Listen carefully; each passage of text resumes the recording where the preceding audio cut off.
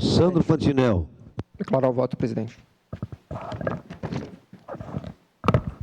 Senhor presidente, bom, com toda a tranquilidade do mundo, eu me permito dizer o seguinte: nessa discussão aqui da moção, eu fiquei prestando atenção com muita calma e tranquilamente teria cabido umas 3 ou 4 questões de ordem. Umas 3 ou 4 questões de ordem. A discussão aqui é sobre a moção. Quem apoia, apoia. Quem não apoia, não apoia. Dá a sua versão. Vota-se a moção e é assim que funciona. Não é para tentar captar voto na eleição.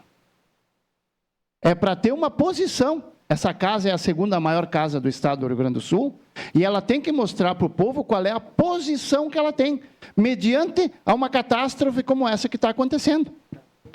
E eu fico muito triste, vereador Rafael, em ouvir o senhor dizer, o senhor sabe que eu lhe respeito muito, o senhor é uma pessoa que trabalha muito na questão da saúde, mas o senhor dizer que essa moção é um rascunho, é um desrespeito àqueles que a fizeram, e a posição que essas pessoas assumiram diante desse conflito, que é um conflito triste, que é um conflito que a gente não gostaria de estar vendo acontecer.